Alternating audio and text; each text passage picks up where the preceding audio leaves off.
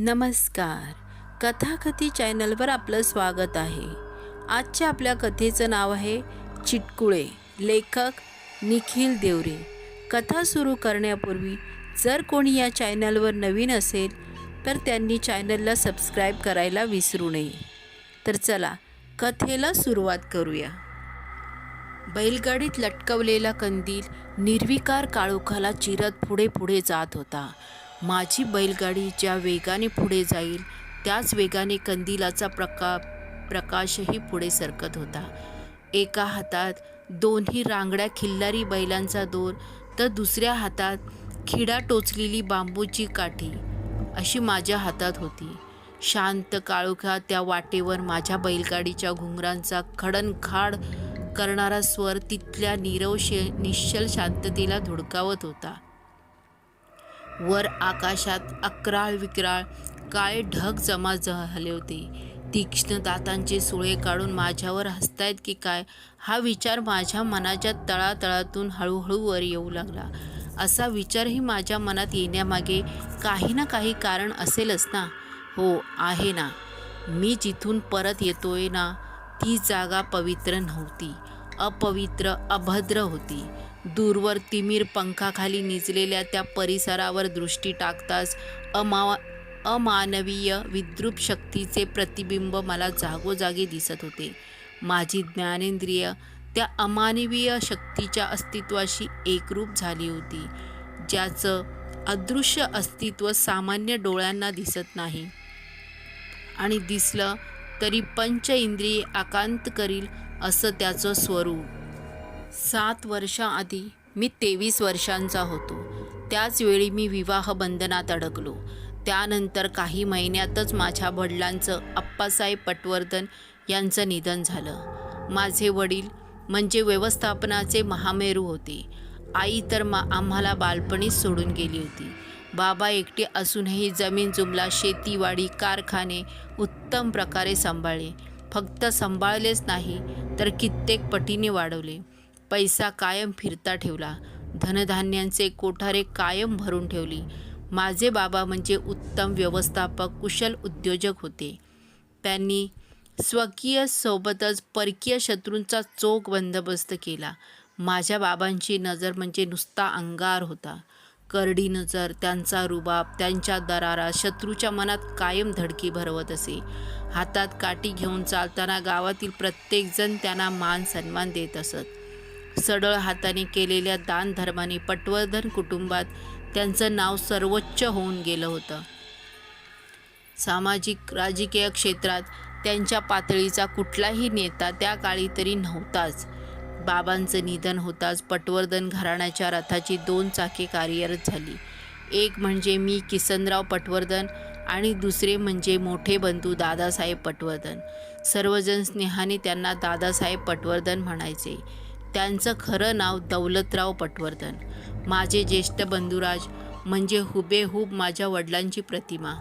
तीच नजर, तोच दरारा, तेच उत्तम व्यवस्थापन. वडिलांनंतर पटवर्धन कुटुंबाचा चाबूक त्यांनी आपल्या हातात घेतला. शेतीवाडी, जमीन जुबला अधिक जोमाने वाढवला. बागायती शेतीला योग्य मार्केट उघडून दिले. दागदागिने, पैशांची बंडले घरी येऊ लागली. कारखाने पहिल्यापेक्षाही जास्त वेगाने वाढायला लागले. दादासाहेब माझ्यापेक्षा 2 वर्षांनी मोठे होते, परंतु व्यवस्थापनात, व्यावहारिक ज्ञानात ही तरी कित्येक तरी मोठी होईल. त्यांचा विवाह माझ्यापेक्षा 2 वर्ष आधीच झाला होता. आमच्या वहिनीसाहेबांनी आम्हाला कायमची आईची माया दिली. पुढे नलिनी माझी पत्नी येताच आमच्या कुटुंबात अधिक भर पडली. माझ्या दादासाहेबांनी पटवर्धन कुटुंबाचं नाव अधिक उंचावण्यासाठी मेहनतीला कसलीच कमी केली नाही. सामाजिक राजकीय क्षेत्रात पटवर्धन कुटुंबाचं आभामंडल वाढलं. पण माझ्या दादासाहेबांच्या जीवनात कौटुंबिक सुख म्हणजे कधी आलंच नाही. त्यांना कधीही मुलबाळ होऊ शकलं नाही. हा धसका वहिनींच्या मनाने कायम घेतला. त्या कायम आजारी पडू लागल्या. जशी जशी वर्ष पुढे जात तशा तशा त्या खंगत चालल्या होत्या. वर्ष पुढे जाताच घरात अशोक या नव्या जीवाने जन्म घेतला. माझा आणि नलिनीचा तर आनंदच गगनात मावं नव्हता. अशोक घरात येताच वहिनींची तब्येत कशी सुधारली. परंतु आपल्याला मूल नाही या भावनेने काही वर्षातच त्या असाध्य रोगाने ग्रसित झाल्या. बराच प्रयत्न केल्यावरही आम्ही त्यांना वाचवू शकलो नाही. एका वर्षी त्या कायम असाध्य रोगातून मुक्त होऊन आम्हाला सोडून गेल्या. वहिनीसाहेब आम्हाला सोडून जाताच दादासाहेबांनी हाय खाल्ली. तेही कायम आजारी राहू लागले. अशोकवर त्यांचा खूप जीव होता. ते अशोकचे सर्व लाड पुरवायचे. कधी कधी प्रसंगी मी अशोकवर रागावत असे, पण दादासाहेब कायम त्याचा आनंद जपत असत. वहिनीसाहेबांच्या मृत्यूनंतर अवघ्या 6 महिन्यात दादासाहेबही आम्हाला सोडून गेले. वैद्य, अंगारे, धुपारे, उतारा सर्व प्रयत्न करून झाला. यश कशालाच आलं नाही. मनुष्य जरी शारीरिक व्याधीने ग्रासित असेल तर त्यावर उपाय सापडतो, परंतु मनुष्य मनाने ग्रसित असेल तर त्यावर उपाय सापडणं जवळजवळ अशक्य. दादासाहेबांच्या अचानक सोडून जाण्याने पटवर्धन घराण्याची सर्व जबाबदारी माझ्या खांद्यावर येऊन पडली. माझ्यात माझ्या वडिलांनी एवढं व्यवस्थापन नव्हतं आणि दादासाहेबांसारखं व्यावहारिक ज्ञानही नव्हतं. शिवाय दोघातही असणारी जबाबदारा तर माझ्यात किंचितही नव्हता. दादासाहेबांनंतर पैसा फिरत ठेवण्यासाठी मी कायम प्रयत्न करू लागलो. याच काळात फार मोठी समस्या माझ्यासमोर उभी होती. प्रश्न जीवाचा होता, म्हणून मी एक वाममार्ग, अघोरी मार्ग निवडला. रात्र फार काही झाली नव्हती. 8 किंवा 8:30 वाजले असतील. मी बैलाची शेपटी पिरगाळली. पाठीवर खिड्याने टोचताच बैल सुसाट वेगाने धावू लागला. मार्च महिन्यातील कडाक्याच्या उन्हामुळे रात्री देखील उष्ण वारे वाहत होते. गरम हवेचा झोत चेहऱ्याला तापवून जायचा. कपाळावर, चेहऱ्यावर, छातीवर घर्मबिंदू जमले होते. दोन्ही बाजूने वळलेलं रान होतं. पानझडीमुळे सुकलेले वृक्ष फार विचित्र वाटत होते. काटेकुटे खाचखळग्यांना धुडवीत माझी बैलगाडी पुढे चालली होती. बैलगाडीच्या पोलादी कड्यांना मी एक पिशवी नारळी दोरीने माझ्या समग्र ताकदीने बांधून ठेवली होती. स्वसंरक्षणासाठी बाजूला धारदार कुऱ्हाड होती. बैलगाडी पुढे जाताच काळोख वितळून दूर व्हायचा. मागे जर नजर टाकताच लक्षात येत होतं, रात्र निरपेक्ष आहे. काळा रंग निर्विकार आहे. त्या निर्विकार काळ्या रंगावरून दृष्टी समोर पिवळ्या प्रकाशावर रोखली. बाजूला असलेल्या झुडपात रानटी जनावर घुरघुरत होतं. त्याचा आवाज आता कित्येक पटीने वाढला होता. मी हातावर दोर घट्ट आवळून धरला. बैलगाडी तिथेच थांबली. बाजूच्या झुडपातून ते रानटी जनावर पिवळ्या प्रकाशासमोर आलं. समोर येताच त्याचे डोळे लक्क चमकले. लांडका लांडका माझ्यासमोर उभा होता. त्याला पाहताच माझ्या अंगाचं पाणी पाणी झालं. तो तसाच गुरगुरत होता. कदाचित झेप घेण्याची तयारी असावी. खिडा असलेली काठी बैलगाडीतच ठेवली होती आणि कुऱ्हाडीच्या दांड्याशी माझी मुठीची पकड घट्ट केली. पण काय झाले, त्याला काय झालं? त्याची नजर माझ्यावर पडताच तो तसाच माघारी वळला. अशी आख्यायिका आहे की जनावरांना काही अघोर गोष्टीचं अस्तित्व असतं. त्यांना काही गोष्टी जाणवतात. कदाचित ती गोष्ट त्यालाही जाणवली असेल. माझी कुऱ्हाडावरची पकड सैल झाली. हातात पुन्हा खिडा टोचलेली बांबूची काठी घेतली. बैलाची शेपटी जोरात पिरगळली. दोन्हीही बैलांच्या पाठीवर खिड्याने टोचताच ते रांगडे बैल सुसाट वेगाने धावू लागले. बैलगाडीचे लोखंडी चाके दगडधोंड्यांना तुकडवून मार्गक्रमण करीत होते. मला लवकरात लवकर गावाजवळची वाट धरायला हवी.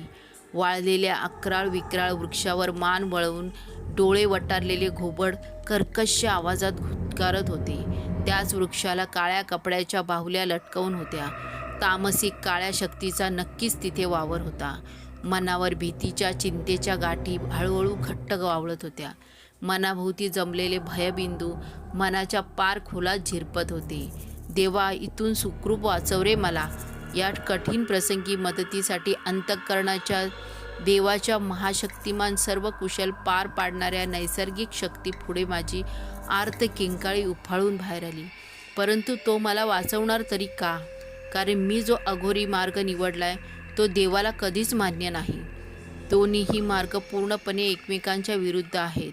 एक काहुरी निर्विकार काळा सुरंग तर दुसरा पवित्र श्वेत रंग. एक कल्याणकारी मार्ग तर दुसरा घातकी शक्तींना बरबटलेला अमानुष असुरी मार्ग. माझ्या या 30 वर्षांच्या कालखंडात मी कुणाचाही वाईट केलं नाही. कुणालाही लुबाडलं नाही किंवा संपत्तीचा गैरवापर करून पापमार्गावरही चाललो नाही. म्हणून कदाचित मी देवाचा धावा करतोय. वादळी वारा सुरू झाला. हवेचे उष्ण झोत माती धुळीचे कण वाहून नेत होते. त्या उष्ण सूक्ष्म धुळीकणांचा माझ्या डोळ्याला त्रास होऊ लागला. दृष्टीपटल समोरचा पिवळा प्रकाश आणि ती निर्जन वाट पाहण्यास असमर्थ ठरत होते. मेळ्यातील त्या सरदाराचे शब्द मला पुन्हा पुन्हा असंदिग्धपणे ऐकू येत होते. आजची अमावस्येची रात्र तुझ्यासाठी वैर्याची आहे. ही जी तामसिक शक्ती तू घेऊन जातोयस ती शक्ती एखाद्या झपाटलेल्या जागेवर वृक्षावर असणाऱ्या काळ्या शक्तींना आकर्षित करतात. त्यांना तुझ्यासमोर उभे ठाकण्यासाठी पोषक मार्ग माध्यम उपलब्ध करून देतात. तू ज्या वाटेवरून परत जाणार आहेस त्यातील रानाची वाट दूषित आहे, अपवित्र आहे. तिथे चोरांनी कित्येक लोकांचे मुर्दे पाडले आहेत.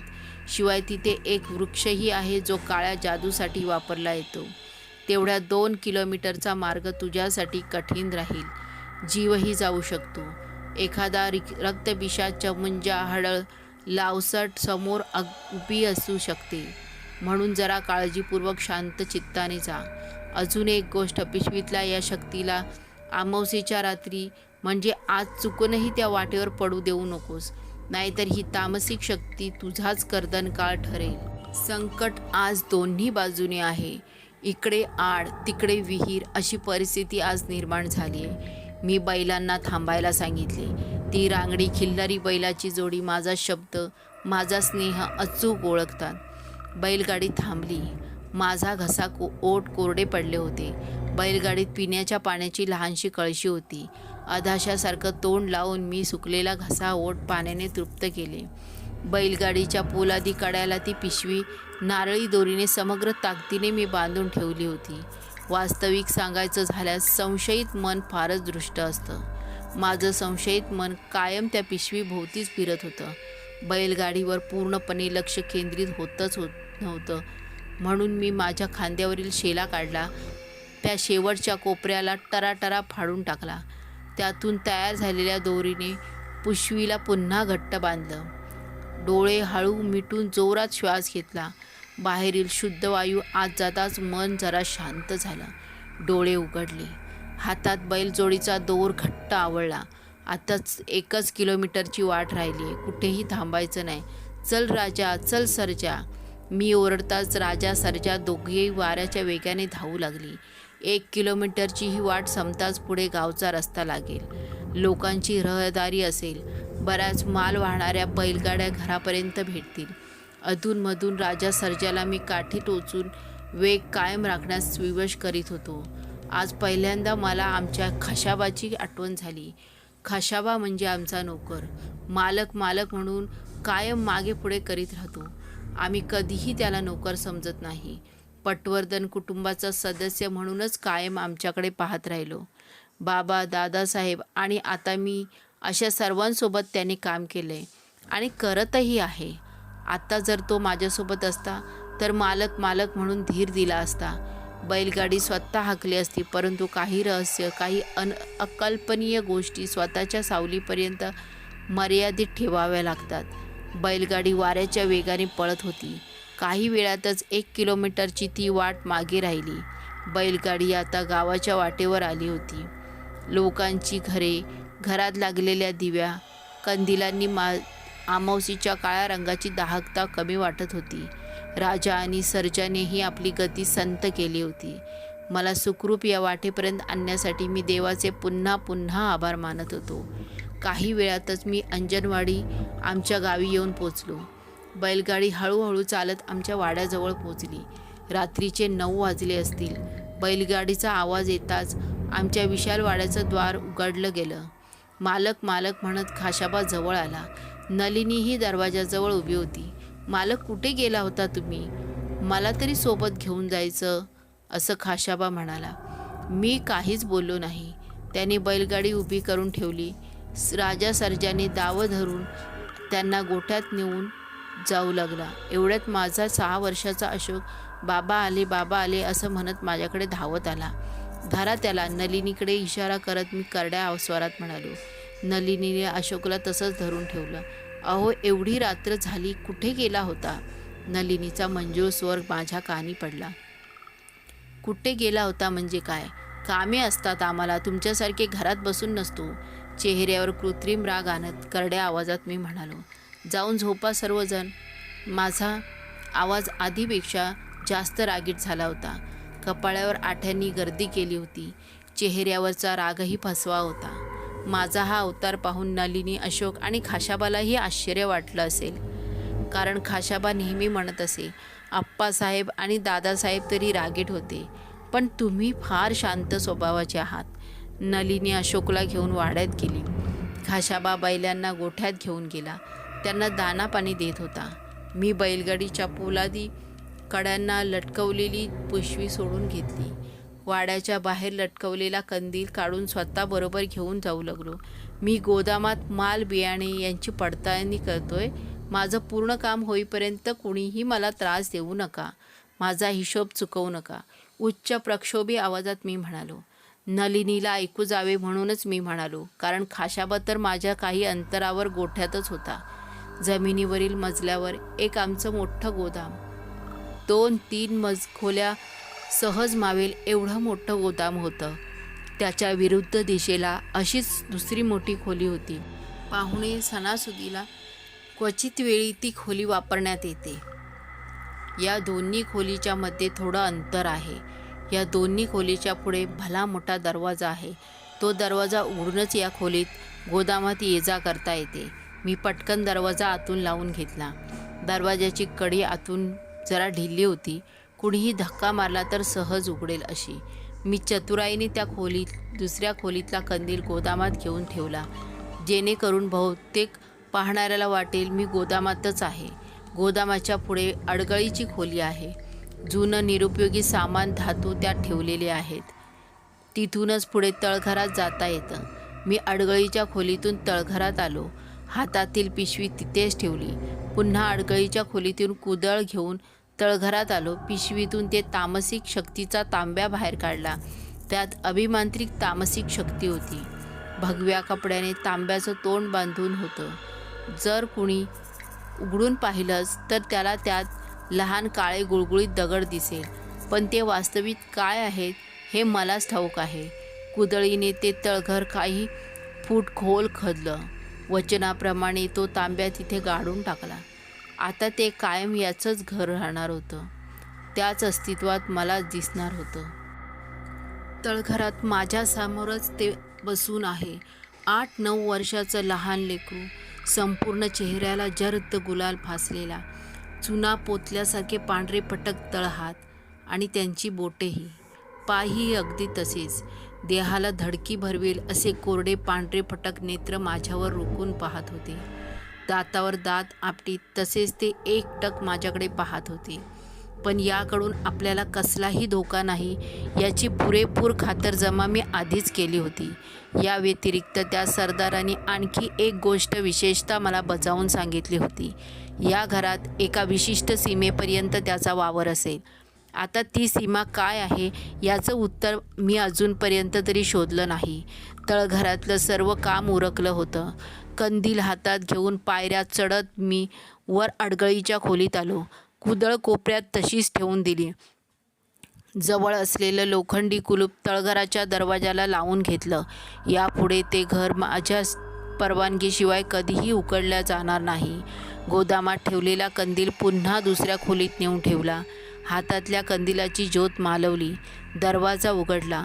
तो विझलेला कंदील गोदामाच्या बाहेर घेऊन आलो आणि तिथेच कोपऱ्यात लटकत ठेवला. चालत गोठ्याच्या शेवटच्या टोकाला मी आलो. तिथे पाण्याने भरलेलं घंगाळ होतं. थंड पाण्याचे 1-2 सपकारे मी चेहऱ्यावर मारले आणि जमीन मजल्यावरील दिवाणखान्याकडे वळलो. तिथे कंदिलाची वात फारच मिणमिणती झाली होती. अगदीच अल्प प्रकाश तिथे होता. दिवाणखान्याच्या झोपाळ्यावर मी एकटा तसाच बसून होतो. विचारांच्या वल्ली 2 विरुद्ध दिशेला विस्तारित होत होत्या. पाप, पुण्य, नीती, अनिती, धोका, घातकी, शक्ती, दुर्बलता या सर्व संज्ञा आधी प्राथमिक, मध्य आणि शेवटी निष्कर्तापर्यंत विस्तारित होत होत्या. कधी विचारांच्या सर्वोच्च पायरीवर मी असायचो तर लगेच दुसऱ्या क्षणी मी विचारांच्या प्राथमिक पायरीवर असायचो. विचार मला सारखे खेळवत होते. मालक, अजून झोपला नाही हो तुम्ही? खाशाबाचा आवाज माझ्या कानी पडला. दिवाणखान्याच्या बाजूला बाबांची भली मोठी खोली आहे. बाबा केलेपासून ती खोली तशीच बंद करून ठेवली आहे. त्याला लागूनच खाशाबाची खोली आहे. खोलीतून खाशाबा तारा चालत माझ्याकडे येत होता. खाशाबा, जेवला की नाही तू? मी जेवलो मालक. तुम्ही अजून इथंच आहात? आल्यापासून बघतोय कसल्या तरी विचारात आहात. काही त्रास आहे का? कसली चिंता सतावते का? त्याचे ते शब्द ऐकून खरंच मन गहिरवून आलं. किती जीव लावतो हा खाशाबा. नाही, काही विशेष नाही खाशाबा, तू जाऊन शांतपणे झोप, हसत मी म्हणालो. खाशाबा आपल्या आल्या पावल्यांनी मागे वळला. दिवाणखान्यातील कंदिलाची ज्योत हळूहळू फडफडत करत भडकत होती. त्या कंदिलाला मी आधी ठीक केलं. एवढ्यात पहिल्या मजल्यावरून पायऱ्या उतरत नलिनी दिवाणखान्यात आली. तिच्या गव्हाळ चेहऱ्यावर निराशेची महिरप स्पष्ट दिसत होती. मंद स्वरात ती म्हणाली, अहो, ताट वाढून ठेवलंय, चला जेवायला. मी आल्याच कारण नसताना तिच्यावर ओरडलो होतो, म्हणून मलाच आता आतून वाईट वाटत होतं. आपण जेवलात? मी अतिशय प्रेमळपणे तिच्या डोळ्यात पाहत म्हणालो. तुमच्या आधी मी कधी जेवले का? नलिनी हसत म्हणाली. तुम्ही जेवून घ्या, मला जरा वेळ लागेल. अशोक जेवलाय? हो, तो जेवून झोपलासुद्धा. आल्यापासून बघते कसल्या तरी चिंतेत आहात तुम्ही. तिच्या माथ्यावरील रेषा ताठारल्या होत्या. काही नाही ग, जरा उद्योगाचा व्याप वाढलाय. तू घे जेवून, मला जरा उशीर होईल. ठीक आहे. नलिनी पायऱ्या चढत वरच्या मजल्यावर गेली. मी काही वेळ विचारांच्या जगात हरवून तिथेच बसून राहिलो. शेवटी दिवाणखान्यातील कंदिलाची ज्योत मंद केली आणि वरच्या मजल्यावर जायला निघालो. पायऱ्या चढत मी पहिल्या मजल्यावर आलो. पहिल्या मजल्यावरील महाकक्षात बाबांचा आणि दादासाहेबांचे भले मोठे फोटो टांगले होते. त्या फोटोकडे पाहण्याचीही मला लाज वाटत होती. फोटोतील बाबांनी आणि दादासाहेबांनी माझ्याकडून कृपादृष्टीची नजर दूर केली की काय, असा भास मला पुन्हा होऊ लागला. महाकक्षापासून डाव्या बाजूच्या टोकाला आमचं स्नानगृह आहे. त्या स्नानगृहात जाऊन थंड पाण्याने आंघोळ केली. आंघोळ केल्यावर आधीपेक्षा जरा जास्त ताजंतवानं वाटायला लागलं. त्या स्नानगृहातून मधून असलेल्या महाकक्षाला मागे सोडत मी सरळ स्वयंपाकघरात गेलो. कंदिलाच्या प्रकाशाचा तिथे झगमगाट होता. नलिनीने जेवणाचं ताट दुसऱ्या ताटाने झाकून ठेवलं होतं. मी लगेच ते ताट बाजूला केलं. ताटात वांग्याची भाजी, भाकरी, आमटी, भात, लोणचं वाढून ठेवलं होतं. आजच्या एकंदरीत घटनेमुळे मला जेवण्याची मुळीच इच्छा नव्हती. कसं तरी त्या थंड जेवणाचे 4 घास पोटात घातले. त्या प्रखर कंदिलाचा प्रकाश कमी करून मी बाजूच्या असलेल्या आमच्या खोलीत आलो. आमच्या खोलीच्या बाजूलाच दादासाहेब आणि वहिनींची खोली आहे. दादासाहेब गेल्यापासून आम्ही त्या खोलीला कुलूप लावून ठेवलं. खोलीत येताच माझी दृष्टी माझ्या अशोकवर थांबली. ते 6 वर्षाचं लेकरं आडवे तिडवे पाय पसरून निरागसपणे झोपलं होतं. बाजूलाच नलिनी झोपून होती. अशोकवर कंदिलाच्या त्या मंद प्रकाशाचं तिचं गव्हाळ रूप उजळ दिसत होतं. मी अशोक जवळ आलो. त्याचे आडवे तिडवे पाय सरळ केले. माझे होठ त्याच्या कपाळावर टेकवले आणि पलंगावर बाजूलाच आडवा पडलो. सकाळचे 5 वाजले होते. खिडकीतून नील आकाशातून सूर्याचा तांबूस गोळा किरणांचे असंख्य पिवळसर बाण धरतलावर फेकत होता. आळस देत मी जागा झालो. अशोक अजूनही झोपेतच होता. त्याच्या माथ्यावरून मी हात फिरवला. प्रातर्विधी आंघोळ उरकून तयार झालो. आज तालुक्याला जायचं होतं. नलिनी माझ्यासाठी उसळ आणि चहा करून ठेवला होता. मी घाईतच चहा नाश्ता केला. खाशाबाने बैलगाडी जुंपली. आम्ही तालुक्याकडे जायला निघालो. राजा आणि सर्जाच्या सुसाट वेगामुळे काही वेळातच आम्ही तालुक्याला पोचलो. तिथे असलेले आमचे कारखाने, बागायती, शेतीला भेट दिली. मार्केटमध्ये जाऊन पिकांची आणि धान्याला काय भाव सुरू आहे ह्याचा आढावा घेतला. तालुक्यातील बऱ्याच जणांनी आमच्याकडून व्याजाने पैसे घेतले होते. त्या सर्वांच्या भेटी घेतल्या. काही जणांनी काही रक्कम परत केली होती. तहसीलच्या बाजूला असलेल्या भूमिलेख कार्यालयात जाऊन जमिनीचे कागदपत्रे स्वतःजवळ जमा करून घेतली. 1-2 मित्रांनाही भेटलो. सहकारी सोसायटीत जाऊन आलो. जवळपास 10-10:30 वाजता गावाकडे परत यायला निघालो. सूर्य माथ्यावर चढला होता. मार्च महिन्याची ऊन अंगाला चांगली झोंबत होती. दुपारपर्यंत म्हणजे 12 वाजेपर्यंत आम्ही घरी पोचलो. खाशाबा तसाच शेताकडे निघाला. मी त्याला किमान जेवून जाण्यासाठी आग्रह करीत होतो, परंतु त्याने माझं एकही ऐकलं नाही. घरात येताच मी जमीन मजल्यावरील स्नानगृहात जाऊन थंड पाण्याने हातपाय धुवून घेतले. तिथल्याच दिवाणखान्यातील सोप्यावर पाय पसरून बसलो. नलिनी पहिल्या मजल्यावरून जेवणाचं ताट माझ्यासाठी घेऊन आली. अशोक कुठे? असेल खेळत इथेच कुठे. जेवणाचं ताट देत नलिनी म्हणाली. ताट आणि सर्व जेवणाचं साहित्य पुढे ठेवून नलिनी दुसऱ्या मजल्यावर जाऊ लागली. वरण, भात, भाजी, भाकर, लोणचं सर्व माझ्यासमोर वाढून होतं. मी आता मनसोक्तपणे जेवणार ताव मारत होतो. एवढ्यात गोदामाच्या बाजूच्या खोलीतून अशोक धावत धावत माझ्यासमोर येऊन उभा राहिला. त्याचा श्वास प्रचंड वाढला होता. डोळ्यात अश्रू होते. त्याला पटकन जवळ घेऊन मी विचारलं, काय झालंय? काय एवढा घाबरला? बाबा त्या खोलीत काहीतरी आहे. त्याच्या हातापायाला डोळ्याला बाऊ झालाय. खूप कसा तरी आहे तो, अडखळत अशोक म्हणाला. त्याचे ते शब्द ऐकून मला कडाक्याची थंडीच भरली. कुठे आहे? दाखव मला.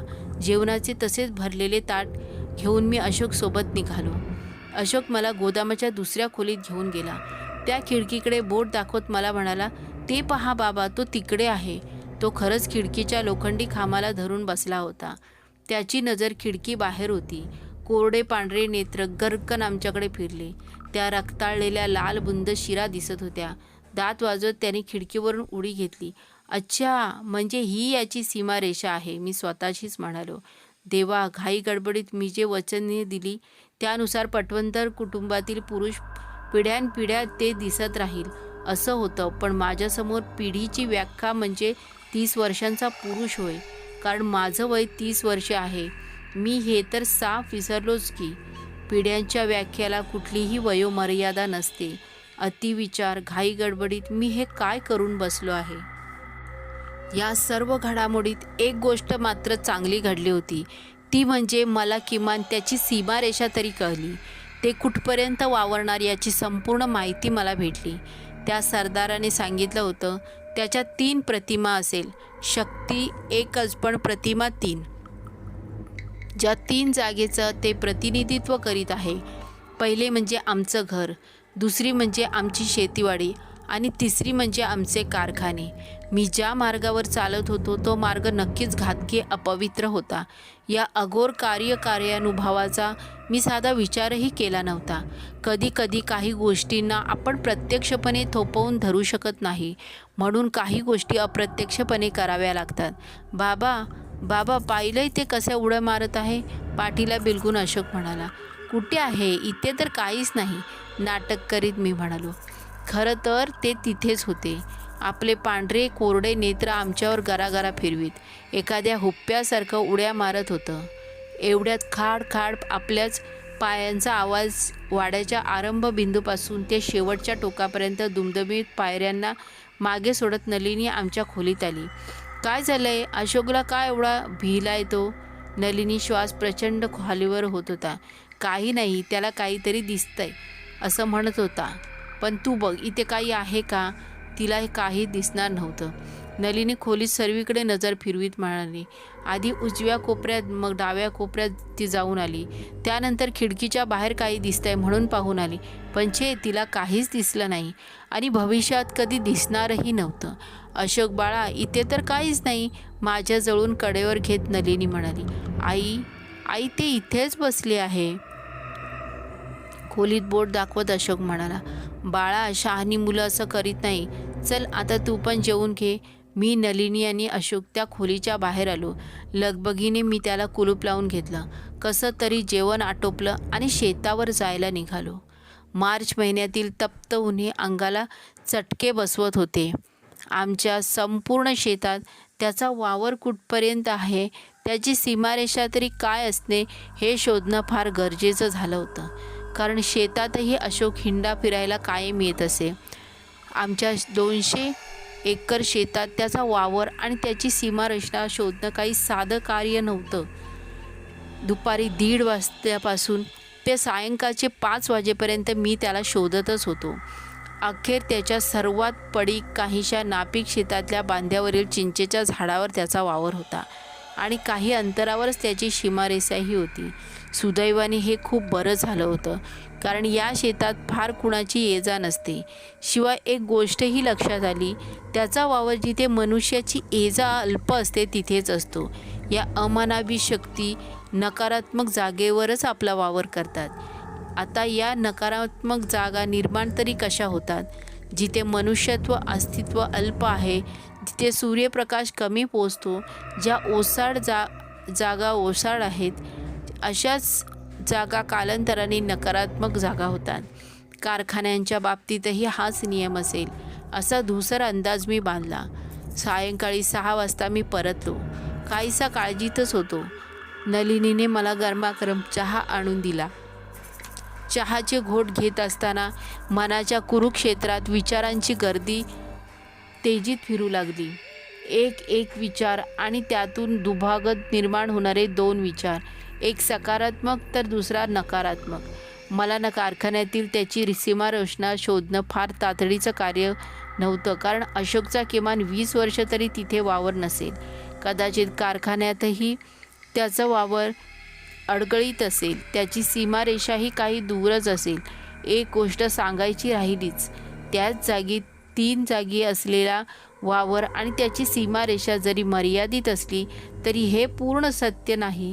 पूर्ण सत्य हे आहे की ज्या कार्यासाठी मी त्याला घेऊन आलो आहे, ते कार्य करण्याची घटिका जेव्हा समोर उभी ठाकेल, तेव्हा या असीम अनंत विश्वातील कुठलीही सीमा त्याच्यासाठी लागू नसेल. ते कार्य पूर्ण होईपर्यंत कुणीही त्याला रोखू शकणार नाही. कार्य पूर्ण करून पुन्हा त्याच्या सीमारेषेत तो वावरत राहील. पटवर्धन कुटुंबाच्या पिढ्यानपिढ्या सोबत तो तसाच राहील. तिथेच त्या सीमारेषेत वावरत, असंच हुप्प्यासारखं उड्या मारत. आणखी एक गोष्ट सरदारने मला सांगितली होती. प्रत्येक अमावस्याला मध्यरात्री त्याला रक्त आणि मांसाचा नैवेद्य द्यावा लागेल. असे न झाल्यास अनर्थ होऊ शकतो. हे जेवढं मला वाटत होतं त्यापेक्षा कितीतरी पटीने त्रासदायक कार्य होतं. शिवाय एखाद्या तामसिक शक्तीबरोबर मी श्वास घेतोय. कल्पनाच किती भयानक आहे ना. ते काही असो, पुढे काय करायचं हे मला लवकरात लवकर ठरवायला लागेल. अशोक त्याची चिंता लागून राहिली आहे. त्याला या घरापासून दूर करायला हवं. दिवसभराचा पिवळसर प्रकाश दूर सारून गावच्या कोपऱ्या कोपऱ्यात काळोख पसरला होता. रात्र या गावावर तिमीर पसरवून अधिपत्य गाजवत होती. आमचा वाडाही या काळोखाच्या सागरात बुडून गेला होता. नित्यनियमाप्रमाणे वाड्यातील ठरलेल्या जागी, वाड्याच्या प्रवेशद्वाराच्या कोपऱ्यात, जमीन मजल्यावरील दिवाणखान्यात, गोदामाच्या द्वाराजवळ, पहिल्या मजल्यावरील महाकक्षात कंदिलांच्या ज्योती उजळून काळोखाची गर्द काळी वर्तुळे दूर करीत होती. पहिल्या मजल्यावरील महाकक्षेत आम्ही सर्व, मी, अशोक आणि नलिनी जेवत होतो. महाकक्षेतील बाबांच्या फोटोशेजारीच असलेल्या भल्या मोठ्या खिडकीतून उष्ण वाऱ्याचा झोत अंगाला झोंबून यायचा. कोपऱ्यात लावलेली मेणबत्ती ज्योत फडफड करून जायची. कुठेतरी आग पेटवली असावी म्हणूनच एवढा उष्ण वारा हवेत मिसळला होता.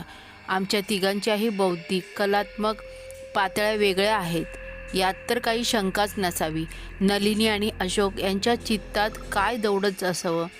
जास्तीत जास्त घर, संसार आणि अशोकच्या चित्तात खेळाचे दृश्य धावत असावे. या सर्वांच्या विरुद्ध मी होतो. माझ्या कल्पनारूपी आणि तर्कशक्तीरूपाच्या 2 टोकांमधून काहीतरी अकल्पित वेडंवाकडं माझ्यासमोर उभं ठाकलं होतं. ते माझ्या मानसपटलावर आधी अस्पष्ट आणि हळूहळू स्पष्ट उमटत होतं. माझ्या चेहऱ्यावर हास्य कोरलं. आमच्यात घाशाबा कुठेही नव्हता. शक्यतो तो जमीन मजल्यावरील त्याच्या खोलीत जेवत असावा. रात्र हळूहळू पुढे कलत होती. कंदिलाच्या त्या माती मंद होऊन झिरमिरी प्रकाश पसरवित होत्या. आमच्या खोलीत नेहमीप्रमाणे अशोक माझ्या बाजूलाच आडवे तिडवे पाय पसरून झोपला होता. त्या बाजूलाच नलिनी झोपण्याचा प्रयत्न करीत होती. सारखी कूस इकडून तिकडे बदलत होती. अशोकचे पेपर संपले ना आता? मी नलिनीला प्रश्न विचारला. हो, उद्या त्याची मावशी येऊन उन्हाळ्याच्या सुट्टीत 1.5 महिन्यांसाठी घेऊन जाईल त्याला. का हो, काय झालं? नलिनी शंकेने विचारत होती. आता अशोक दुसरीला जाईल ना? हो नलिनी, मी अशोकला आपल्या लोकम शाळेत आणि बोर्डिंगमध्ये टाकायचा विचार करतोय. अहो, काय गोष्ट करताय तुम्ही? अजून तो खूप लहान आहे. त्या बोर्डिंगमध्ये अनाथांची मुले राहतात. तिथे राहील आपला अशोक. आपण दोघेही अजून जिवंत आहोत. हो नलिनी, बरोबर आहे तुझं. तुला तर ठाऊकच असेल, लोकमाध्यम शाळा बोर्डिंग अप्पासाहेबांनी सुरू केली आहे.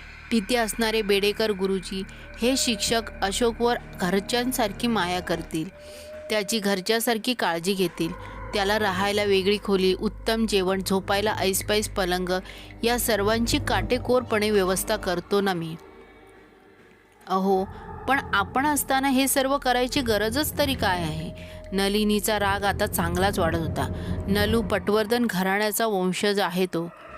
ही शेतीवाडी, हे कारखाने, धान्य कोठारे, ही अफाट दौलत त्यालाच सांभाळायची आहे. त्यासाठी उत्तम व्यवस्थापक आणि व्यावहारिक ज्ञान यायला नको का त्याला? म्हणूनच तर मी हा कठोर निर्णय घेतोय. त्याच्या भल्यासाठी हे सर्व करतोय. माझ्या शब्दाची धार बोथट झाली होती. अहो, पण तो किती लहान आहे अजून. कसं राहील आपलं लेकरू आपल्याला सोडून? किमान त्याला 4थीपर्यंत तरी राहू द्या घरात. नलिनी शब्दात कळवळत विनंती करत होती. नलू, काही निर्णय कठोरपणानेच घ्यावे लागतात. तुमच्या पटवर्धन कुटुंबांचा वंश, तो नंतर. आधी ते माझे लेकरू आहे.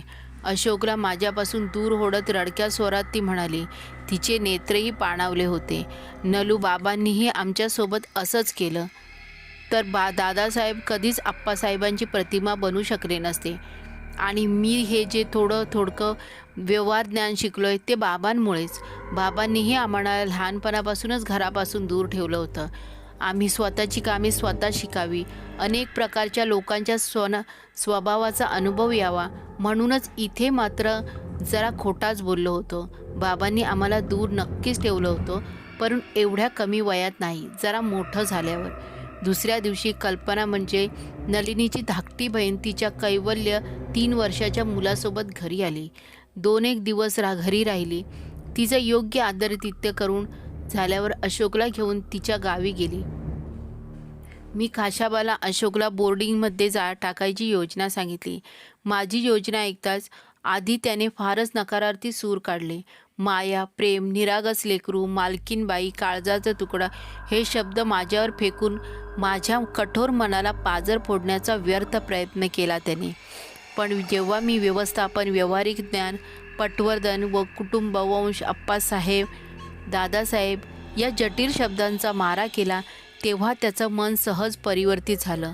सोबतच खाशाबाला भावनिक साथ घालून त्याच्यावर नलिनीची मन मिळवण्याची महत्त्वाची जबाबदारीही दिली. आमच्या पहिल्या मजल्यावरील दादासाहेबांच्या बाजूला असलेल्या 3-4 खोल्यांपैकी एका खोलीत दागदागिने, सोन्याचे हार, बिस्किटे, कर्णफुले, चांदी असलं भलं मोठं कपाट आहे. ते कपाट मी गोदामाच्या बाजूला असलेल्या खोलीत नेऊन ठेवण्याचा निर्णय घेतला. मी खाशाबाला घेऊन ते कपाट जमीन मजल्यावरील गोदामाच्या बाजूला खोलीत ठेवू लागलो. उद्देश एकच, ती खोली रिकामी नसावी, त्यामुळे अशोकचा वावर तिथे कमी होईल.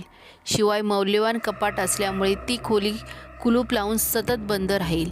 माझे हे दुर्बोध वागणं पाहून नलिनी मला त्याच्या खोलीत नेऊन म्हणाली, अहो, काय वेळ लागले का तुम्हाला? एवढे मौल्यवान दागिने, सोन्याची बिस्किटे, चांदी, पैसा त्यात असताना त्याला जमीन मजल्यावरील त्या खोलीत का नेऊन ठेवताय? का तुला खाशाबावर संशय आहे का? अहो, तसं नाही. खाशाबावर संशय नाही. उद्या जर कोणी चोर आला तर आपल्या पहिल्या मजल्यावर राहू. चोर जमीन मजल्यावरून चोरी करून हळूच पसार होईल आणि आपल्याला पत्ताही लागणार नाही. काळजी करू नको, त्याचा बंदोबस्तही मी केला आहे. म्हणजे आपल्या बुद्धीला चौफेर चालवत नलिनी विचार करू लागली. म्हणजे जमीन मजल्यावर खाशाबाला खास त्या कामासाठी ठेवलाय? मी रेटून खोटा बोललो होतो, तरीही मला योग्य वाटत नाही. नलू, काळजी करू नकोस, मी आहे. माझ्या हसऱ्या विश्वासिक बोलण्याकडे ती आश्वस्त झाली असावी. मी ते कपाट सोबत पहिल्या मजल्यावरील काही धान्याचे पोते त्या खोलीत नेऊन तिथली जागा कमी केली. तरीसुद्धा ती तामसिक शक्ती त्या धान्याच्या पोत्यावर पाय पसरून बसली होती. दात विचकत सर्व घराला दृष्टिक्षेपात घेत होती. त्या खोलीला मी कुलूप जरी लावलं तरी ते सीमांत हाडमासांच्या मानवासाठी होतं. त्या तामसिक शक्तीचा वावर जिथपर्यंत आहे तिथपर्यंत ते वावरणारच होतं. कुलूप असो की नसो, कधी तो तळघरात हिंडायचा, तर कधी अडगळीच्या खोलीत बसून असायचा, तर कधी गोदामात आणि बाजूच्या खोलीत वावरत असायचा. आजच्या पुरतं एवढंच. पुढील गोष्ट नवीन भागात.